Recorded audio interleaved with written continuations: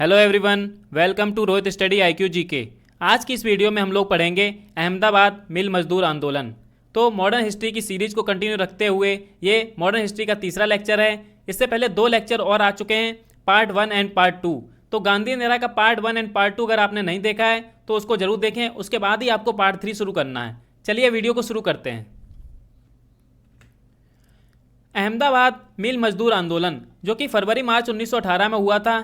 इस आंदोलन को समझने से पहले हमें समझना होगा कि अहमदाबाद में ऐसी क्या समस्या थी जो मजदूरों ने गांधी जी को वहां पे बुलाया।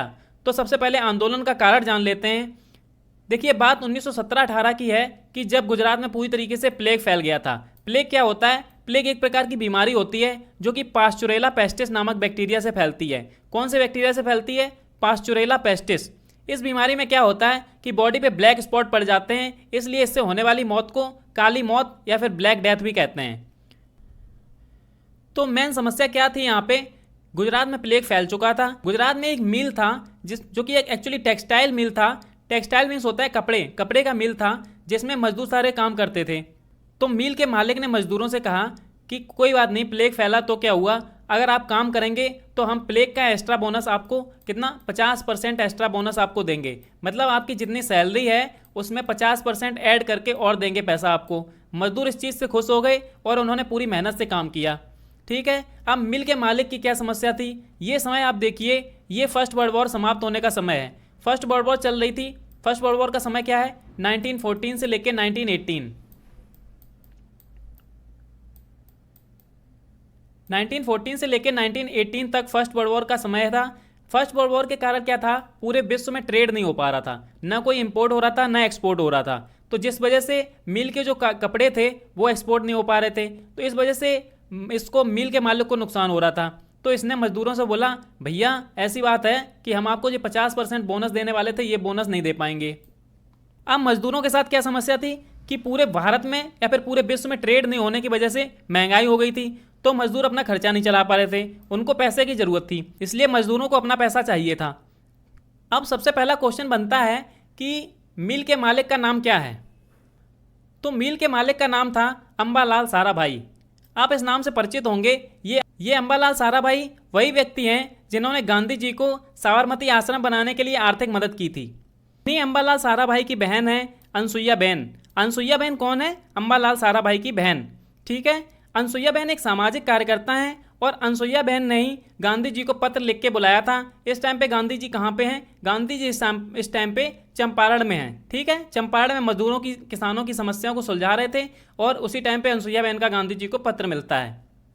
तो जब गांधी जी चंपारण से अहमदाबाद पहुँचते हैं तो गांधी जी ने सोचा, यार ये तो हमारे मित्र हैं, चलिए समझाते हैं अंबालाल साराभाई को। लेकिन अंबालाल साराभाई सोच रहे थे कि गांधी जी को हमने आश्रम बनवाने में इतनी आर्थिक मदद की है तो हमारे अगेंस्ट थोड़ी ना गांधी जी को ये आंदोलन करेंगे। लेकिन ये उनकी गलत सोच थी, क्योंकि गांधी जी तो हमेशा सत्य का साथ देते थे। इसीलिए गांधी जी ने उनसे बात की लेकिन वो नहीं माने। उन्होंने बोला कि हम ज़्यादा से ज़्यादा मजदूरों को 20% बोनस दे सकते हैं। तो गांधी जी लेकिन चाहते थे, गांधी जी और मजदूर दोनों लोग चाहते थे मिलके कि चलो 50% नहीं, कम से कम 35% तो बोनस हमको मिले। तो गांधी जो मजदूर क्या चाहते थे कि उनको 35% बोनस दिया जाए, लेकिन मिल का जो मालिक था वो चाहता था कि उनको केवल 20% ही बोनस दें। ठीक है, तो जब मिल का मालिक नहीं माना कि 20% ही बोनस देगा तो गांधी जी ने मजदूरों से कहा हमें हड़ताल करनी पड़ेगी और मजदूरों ने हड़ताल करना प्रारंभ कर दिया। हड़ताल प्रारंभ करने से पहले गांधी जी ने मजदूरों के सामने हड़ताल की कुछ शर्तें रखी। गांधी जी ने कहा कि जो आंदोलन होगा वो पूरी तरीके से अहिंसक होगा, कोई भी हिंसा का काम नहीं होगा। जो आंदोलन है, जो हड़ताल है, लंबे समय तक चल सकती है, तो पहले ही दृढ़ निश्चय कर लें कि आंदोलन से पीछे नहीं हटेंगे। और चौथा पॉइंट जो गांधी जी ने समझाया कि सभी लोग आंदोलन में स्वेच्छा से ही शामिल होंगे, कोई भी जबरदस्ती शामिल नहीं होगा। ठीक। और पांचवा पॉइंट, गांधी जी जानते थे कि मजदूर गरीब हैं तो इनके खाने पीने की दिक्कत हो सकती है, तो पहले से ही इंस्ट्रक्शन दे दिए कि कोई भी भिक्षा नहीं मांगेगा। ठीक है, अगर किसी को रोजगार चाहिए है तो कोई दूसरा रोजगार ढूंढना पड़ेगा। ठीक है, उसी से घर चलाएगा, ना कि कोई भिक्षा मांगेगा। तो गांधी जी ने हड़ताल प्रारंभ करने से पहले ये 5 बातें सभी मजदूरों को समझा दी, क्योंकि गांधी जी को इस बात का अनुभव है कि आगे ऐसी प्रॉब्लम हो सकती है, इसीलिए गांधी जी ने पहले ये सब समझा दिया। लेकिन मिल के मालिक जो थे वो भी इतनी जल्दी मानने वाले नहीं थे। तो ये हड़ताल कितने दिन तक चलती है? 21 दिन तक। 21 दिन तक ये हड़ताल चलती है। तो जब 21 दिन में भी मिल का मालिक नहीं मानता है तो गांधी जी ने एक नया प्रयोग किया, वो था भूख हड़ताल। गांधी जी की भारत में पहली बार भूख हड़ताल। जब 21 दिन तक हड़ताल चलने के बाद भी मिल का मालिक नहीं माना तो गांधी जी ने भूख हड़ताल प्रारंभ कर दी, जिससे क्या था, मिल का मालिक जो था वो दबाव में आ गया और पूरा मामला ट्रिब्यूनल को सौंपा गया। ठीक है, ट्रिब्यूनल मतलब होता है पंच। पंच को सौंपा गया पूरा मामला, क्योंकि गांधी जी ने कहा कि एक बीच में पंच बनाया जाए, उसी को पूरा निर्णय करने दिया जाए। तो पंच कौन बना था, ये नाम इंपॉर्टेंट हो जाता है। इनका नाम था आनंद शंकर ध्रुव।